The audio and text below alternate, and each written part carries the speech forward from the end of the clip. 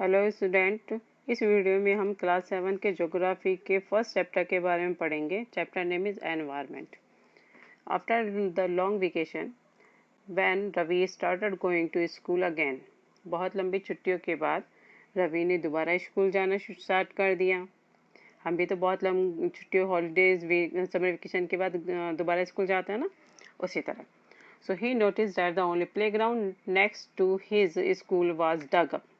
जैसे वो स्कूल में उसने एंटर किया तो उसने देखा कि उसके स्कूल का जो प्लेग्राउंड था जहाँ वो लोग खेलते थे उसको खोद डाला गया। डगअप यानी पूरा खोद दिया है।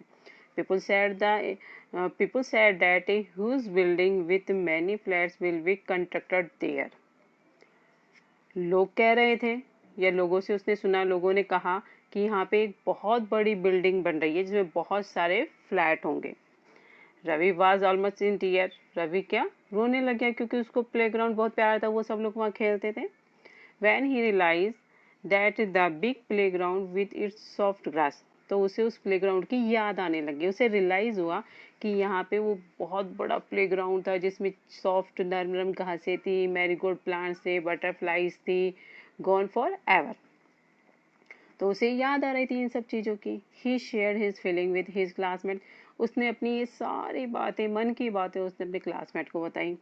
इन द असेंबली के अंदर the principal too sadly observe, principal भी उसको दुखी ऑब्जर्व कर रहा था, देख रहा था, क्योंकि वो दुखी था ना प्लेग्राउंड के डगअप हो जाने से। तो see how a environment in changing, तो बोल रहा था कि देखो कैसे हमारा एनवायरमेंट चेंज हो रहा है। In the class Ravi asked his teacher, class में अब रवि ने अपनी टीचर से पूछा, व्हाट इज एनवायरमेंट, एनवायरमेंट क्या है। Whatever you see in your surrounding said the teacher, तो रवि ने अपनी मैम से पूछा कि एनवायरमेंट क्या है। तो मैम ने बताया, whatever you see in your surrounding said the teacher, कि तुम जो भी चीज़ें अपने आसपास देखते हो उसे हम एनवायरमेंट बोलते हैं। वो सारी चीज़ें क्या बनाती है, एनवायरमेंट बनाती है। रवि थॉट अलाउड, रवि ने सोचा, that means the school building, table, chair in the class, even that open field, the road, the garbage, my friend, all are part of our environment.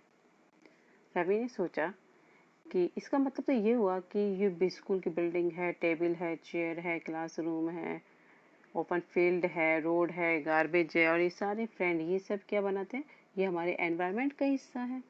Yes said the teacher, teacher ने कहा हाँ, but wait, लेकिन एक minute, some objects are created by nature, for example mountain, river, trees, animals.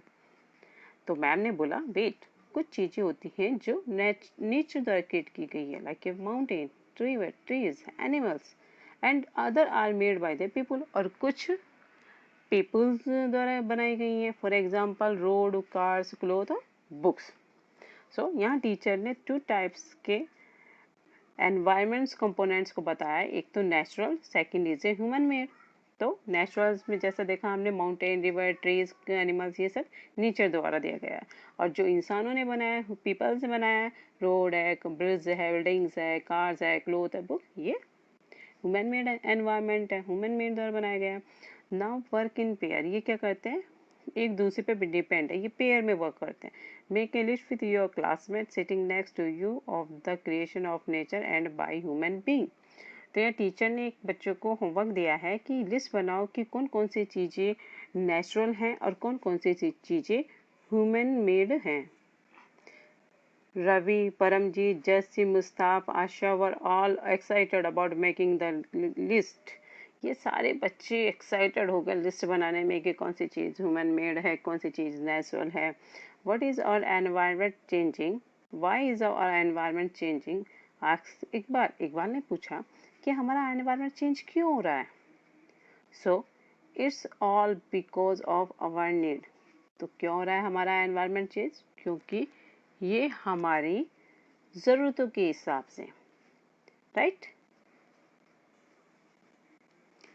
Components of environment, सो जैसे कि हमने पढ़ा यहाँ पे टू कंपोनेंट्स हमने पिछले फर्स्ट पेज पे पढ़ लिए थे natural environment and second is human made environment, but mainly there is a three main component of environment, natural, human made and human.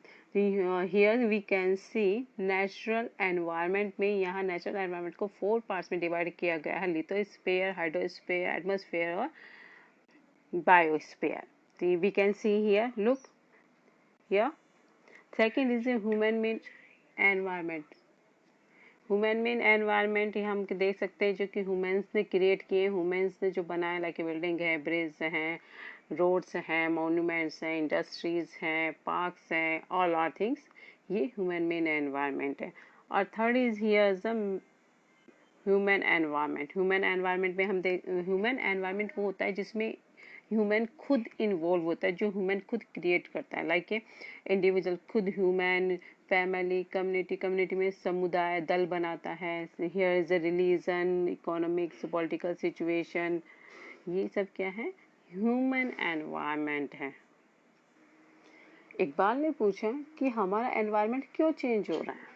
तो एनवायरनमेंट चेंज हो रहा है हमारी ज़रूरतों के हिसाब से, right. They increase need day by day, हमारी ज़रूरतें क्या हो रही है, दिन ब दिन बढ़ रही है. इंक्रीजिंग यानी बढ़ना. We are therefore modifying and at a time even destroying our natural surrounding. हमारी ज़रूरतें दिनों दिन बढ़ रही है, हम परिवर्तन हो रहे हैं. परिवर्तन के लिए हमें क्या, हम हमारी सराउंडिंग नेचुरल थिंग्स को क्या कर रहे हैं, डिस्ट्रॉय कर रहे हैं, उन्हें ज़्यादा डिग अप कर रहे हैं. द टीचर ने जवाब दिया कि हम अपनी ज़रूरतों को पूरा करने के लिए हमारे सराउंडिंग जो भी नेचुरल थिंग्स है उन्हें हम डिस्ट्रॉइंग, ख़त्म करते जाएं. डिस्ट्रॉइंग यानी ख़त्म करना. तो यहाँ पे नेचुरल एनवायरनमेंट्स की 2 कंपोनेंट्स मोर दिए गए हैं, बायोटिक और अबायोटिक. बायोटिक मीन्स होता है the world living organism, example plant and animal. यानी बायोटिक में हम वो ऑल लिविंग थिंग्स को इंक्लूड करते हैं. अबायोटिक में होती है non living things, like trees, plant, water, land, mountain, all are things including in abiotic thing, right. तो ये हो गया biotic और abiotic. From the above conversation you understand that the place, people, things and nature the surround any living organism is called environment. तो ऊपर जो हमने बातचीत देखी, कन्वर्सेशन देखा, कन्वर्सेशन यानी बातचीत देखी, तो उसे में ये समझ में आता है कि जगह, प्लेस, पीपल, थिंग्स और नेचुरल डेट सराउंड, जो हमारे आसपास जो चीज़ें हैं, एंड लिविंग ऑर्गेनिज्म, और जो भी जितने भी लिविंग ऑर्गेनिज्म है, जो जीवित ऑर्गेनिज्म है, ये क्या बनाती है, एनवायरनमेंट बनाती है. It is a combination of natural and human made phenomena. ये क्या है, नेचुरल और ह्यूमन मेड चीज़ों का कॉम्बिनेशन है environment. Well the natural environment refer to both biotic and abiotic. जैसे मैंने भी एक्सप्लेन किया बायोटिक और बायोटिक, तो नेचुरल एनवायरनमेंट बायोटिक और अबायोटिक दोनों ही थिंग्स को प्रेजेंट करता है. Conditions existing on the earth, दोनों ही तरह की कंडीशंस क्या हमारे अर्थ पे प्रेजेंट है, बायोटिक और अबायोटिक. तो नेचुरल एनवायरनमेंट दो चीज़ों को रिफर करता है, बायोटिक और अबायोटिक कंडीशन को. जबकि ह्यूमन मेड एनवायरनमेंट क्या होता है, ह्यूमन एक्टिविटीज़, जिसमें ह्यूमन एक्टिविटीज़ इन्वॉल्व होती है. ह्यूमन द्वारा जो भी एक्टिविटी करी जाती है उसे हम ह्यूमन मेड एनवायरनमेंट कहते हैं. Human environment reveals the activities, creation and interactions among human beings.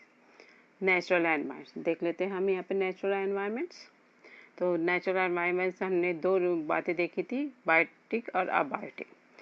तो देखते हैं. Land, water, air, plant and animal comprises the natural environment. क्या है ये, नेचुरल एनवायरनमेंट बनाते हैं. Land, water, air, plants. तो लैंड आपको पता है लिथोस्फीयर में आता है, वाटर हाइड्रोस्फीयर में आता है, एयर एटमॉस्फेयर में आता है, प्लांट और एनिमल्स आता है बायोस्फीयर में.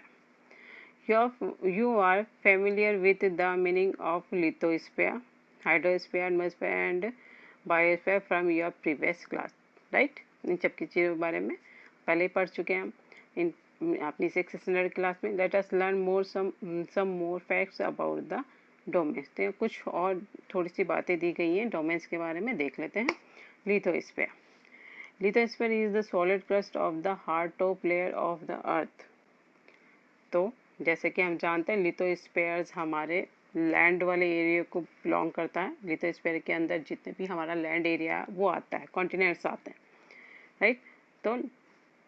तो ये हार्ड हार्ड लेयर होती है, टॉप मोस्ट और earth surface. It is made up of rocks and minerals and covered by a thin layer of soil. तो ये लिथोस्फीयर किस किस से बना होता है? रॉक से, मिनरल से और सॉइल से। It is an irregular surface with various landform as such as mountain, plateaus, plain, valleys, etc. Landform are found over the continent and also on the ocean floors. तो यहाँ पे देखो, right, तो यहाँ दिया गया है कि लिथोस्फीयर में देखो हर एक जगह, यानी यहाँ की कॉन्टिनेंट्स जमीन क्या है, एक सार नहीं है। यहाँ वैराइटीज वरीज लैंडफॉर्म पाए जाते हैं, जैसे कुछ एरियाज माउंटेन है, कुछ अर्थ प्लेस हैं, कुछ प्लेटूज पाए जा रहे हैं, वैलीज हैं, राइट। और ये ना कि लैंडफॉर्म, ये जमीन पे ही नहीं, साथ के साथ जो हमारे ओशियन है ना,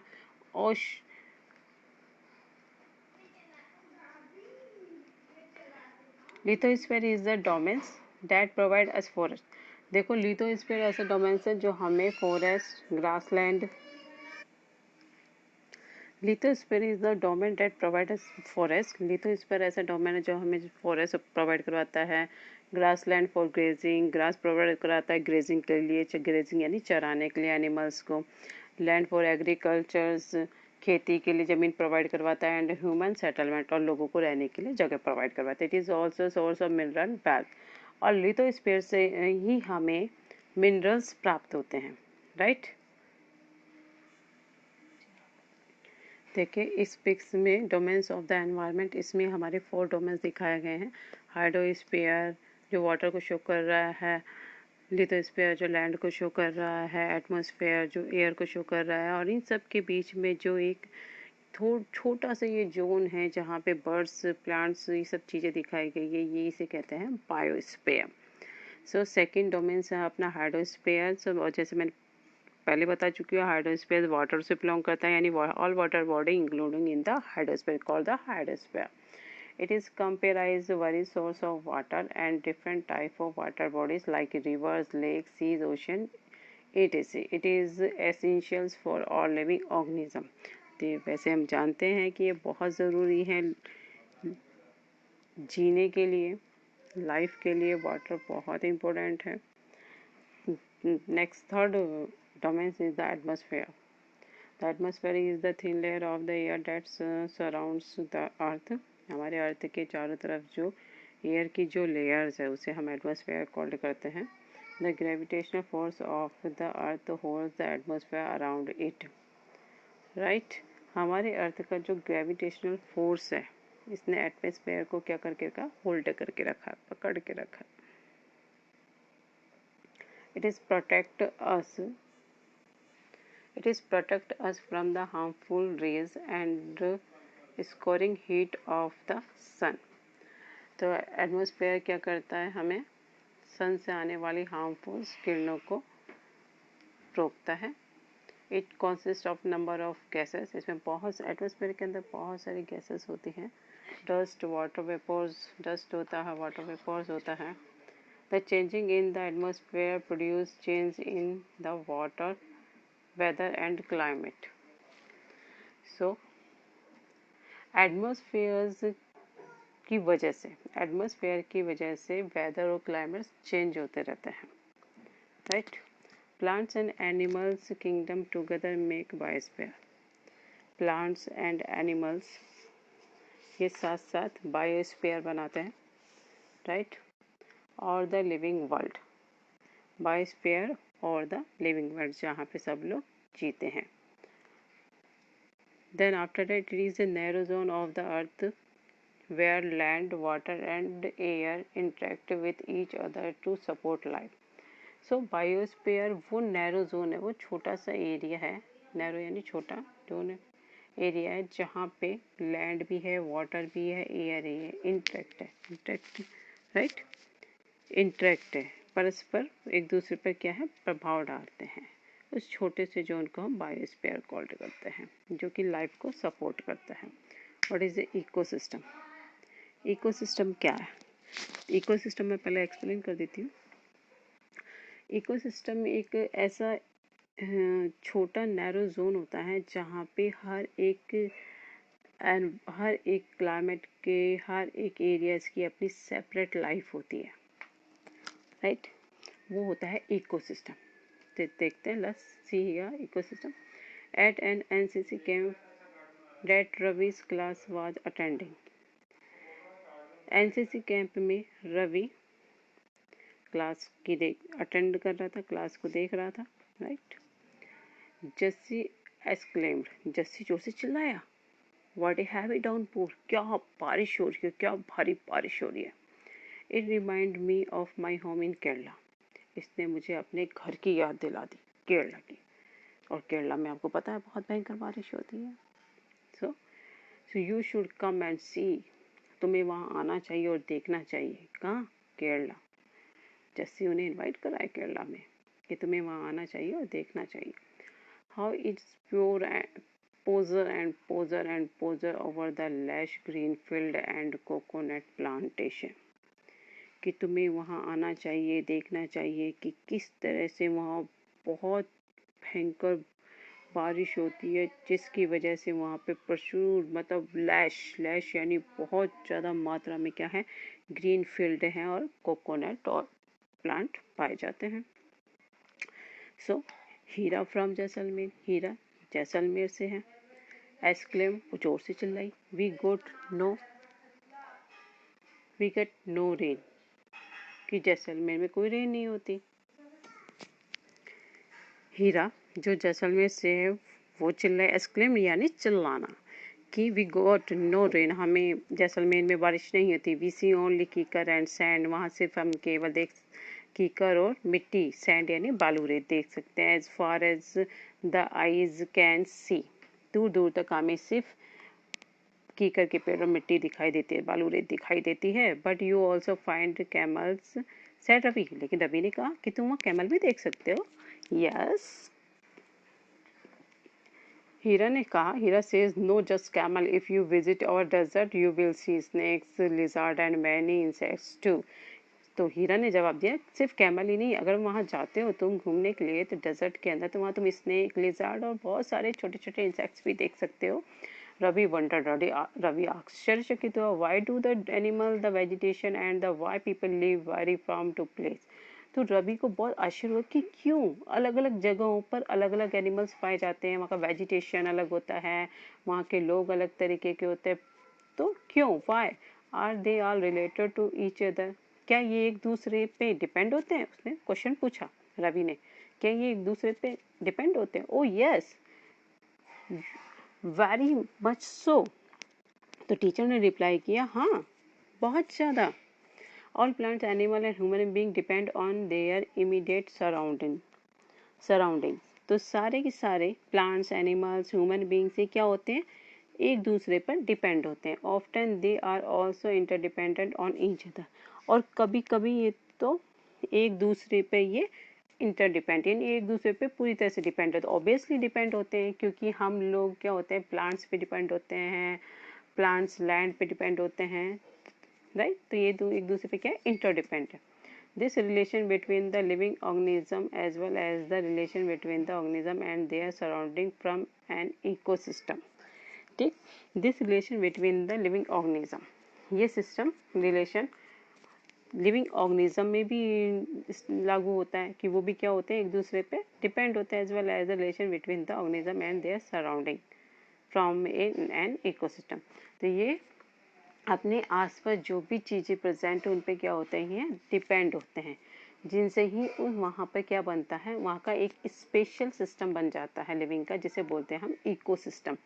there should be an ecosystem of large rain forest. ये तो यहाँ पे देखो सबका अलग अलग अपना इकोसिस्टम है, चाहे वो रेन फॉरेस्ट हो या ग्रासलैंड हो, डेजर्ट हो, माउंटेन हो, लेक हो, रिवर हो, ओशियन हो and even a small pond, इन सबका क्या अपना अपना इकोसिस्टम होता है। Do you think the park in which Ravi and his friend played from an ecosystem? क्या तुम ये जानते हो, क्या तुम जानते हो कि जिस पार्क में रवि खेलता था वहाँ का खुद का भी अपना इकोसिस्टम था? human beings. So next our third components is second component is human environment. Human beings interact with the environment and modify it according to their need. Human being क्या होता है, interact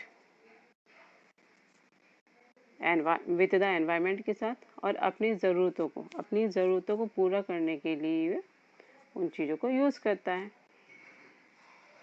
early human adapted themselves to the natural surrounding. Early human जो पुराने ज़माने के जो लोग थे उन्होंने खुद को एनवायरनमेंट के अकॉर्डिंग ढाला. They lead a simple life and fulfil the requirement from the nature around them. Starting में वो सिंपल लाइफ जीते थे, ठीक है, और उनकी जितनी भी ज़रूरत थी वो अपने नेचर से आसपास से वो पूरी कर लेते थे. With time need grew and became more varied. जैसे जैसे टाइम बीतता गया, राइट, उनकी ज़रूरतें बढ़ती चली गई. Human learn new ways to use and change environment. Humans इंसानों ने नए नए तरीके सीखे, नए नए तरीके यूज़ किए जिससे कि एनवायरनमेंट चेंज हो गया. They learn to grow crop. उन्होंने खेती करना सीखा, खेती करना सीखा. डोमेस्टिकेट एनिमल्स को पालना सीखा. And lead A settle life. और वे एक जगह सेटल होकर रहने लगे, क्योंकि आपको पता है कि पहले के जो अर्ली ह्यूमंस थे वो सेटल नहीं होते थे, वे नोमैडिक थे, एक जगह से दूसरी जगह मूव करते रहते थे. The wheel was invented. उन्होंने व्हील का इन्वेंशन किया. Surplus food was produce. ज़रूरत से ज़्यादा खाना क्रॉप की प्रोड्यूस किया. Barter system emerged. Barter means होता है वस्तुओं का विनिमय, यानी वस्तु को खरीदना और बेचना. तो बार्टर सिस्टम का जन्म हुआ, एमग्रेड यानी जन्म हुआ. Trade started. बिजनेस व्यापार स्टार्ट हो गया, जिससे कॉमर्स डेवलप्ड हुआ, यानी पैसे का व्यापार का लेन देन डेवलप हुआ. इंडस्ट्रियल रेवोल्यूशन स्टार्ट हो गया. Enabled large scale production. Industrial revolution, जैसे कि हम जानते हैं औद्योगिक क्रांति बोलते हैं इसको. सो इंडस्ट्रियल रेवोल्यूशन स्टार्ट हो गई, जिससे लार्ज स्केल एरिया में प्रोडक्शन यानी वस्तुओं का बनना शुरू हो गया. Transportation became faster. ट्रांसपोर्ट बहुत फास्टर हो गया, सामानों को एक जगह से दूसरी जगह बहुत ईजिली ले जाने लगा. इंफॉर्मेशन रिवोल्यूशन, यानी इंफॉर्मेशन जानकारी देने में, टेक्नोलॉजी में इनमें क्रांति आई. मेड कम्युनिकेशन, जिससे कि कम्युनिकेशन क्या हो गया, बहुत ज़्यादा ईजी हो गया. Information revolution made communication engine and speedy across the world. Information क्रांति से पूरा वर्ल्ड क्या हो गया, एक दूसरे से कनेक्ट हो गया, कम्युनिकेशन ईजी हो गया पूरे वर्ल्ड के अंदर. Have you ever thought why you love eating a juicy watermelon in summer and hot roasted peanut in water? क्या तुमने कभी ये सोचा है कि क्यों हम जूसी यानी liquid watermelon, juicy watermelon summer में खाते हैं और रोस्टेड सेका हुआ भुना हुआ पीनट्स है, राइट, वो हम विंटर में खाते. क्यों? A perfect balance is necessary between the natural and human environment. इसलिए क्योंकि नेचुरल और ह्यूमन एनवायरनमेंट के बीच में क्या परफेक्ट बैलेंस बना रहे, क्योंकि हमें सर्दियों में गर्म चीज़ों की ज़रूरत होती है और गर्मी में ठंडी चीज़ों की ज़रूरत होती है, जिससे कि हमारा बैलेंस बना रहता है, नेचुरल और ह्यूमन में बैलेंस. तो इससे क्या होता है, नेचर भी हमें देखो गर्मी के अंदर हमें जूसी फ्रूट्स वगैरह ठंडी चीज़ें प्रोवाइड करवाती है. ऐसे फ्रूट्स प्रोवाइड कर नेचर ऐसे फ्रूट्स प्रोवाइड कर जिससे हमें कूलनेस मिले इंटरनली.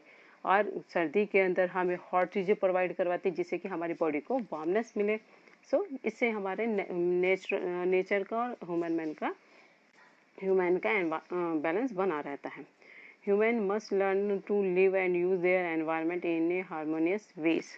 तो इससे क्या हुआ कि ह्यूमन ने इस तरीकों को, जीने के इन तरीकों को सीख लिया कि किस तरह से हमें इन सब चीज़ों को यूज़ करना है, और इनको अलग अलग तरीके से यूज़ करने के रास्ते ढूंढ लिए. नूरी एक गर्ल फ्रॉम मिजोरम. नूरी एक लड़की है जो कि मिजोरम से. From Ravi's class often talk about the lush green surrounding. जो कि Ravi surrounding of her place, जो कि रवि से बातें करती रहती हैं अपनी मिजोरम के बारे में, उनके आसपास की एरियाज़ के बारे में कि वहाँ का क्लाइमेट कैसा है, वहाँ पे ग्रीनरी कैसी है. सो रवि से हमेशा बातें करते थे. Seeing Ravi upset at heavy lost his playground. तो यहाँ पे रवि क्या बहुत ही दुखी दिखाई दे रहा है प्लेग्राउंड के नष्ट हो जाने से, right. Noori invited him to visit her home state during the coming vacation. Noori ने रवि को इनवाइट किया मिजोरम में अपने स्टेट के अंदर समर वेकेशंस के अंदर, कमिंग जो वेकेशंस आ रहे हैं उसके अंदर। रवि टीचर आज the student to draw the landscape. Ravi की टीचर ने कहा स्टूडेंट्स को कि तुम लैंडस्केप का पिक्चर ड्रॉ करो, house and activities of the people and place they visit during the holidays. Ravi की मैम ने उन्हें एक होमवर्क दिया है कि वो उन एरियाज के लैंडस्केप्स के हाउसेस के पिक्चर्स ड्रॉ करें जहाँ पे उन्होंने वेकेशंस में टाइम स्पेंड किया है। सो ये हमारा चैप्टर फर्स्ट कंप्लीट हो गया है। अगर किसी स्टूडेंट को कोई टॉपिक, कोई वर्ड्स समझ में नहीं आया तो वो कमेंट बॉक्स में राइट करके पूछ सकता है, हम नेक्स्ट वीडियो में उसके डाउट्स का आंसर देंगे। Okay, thank you.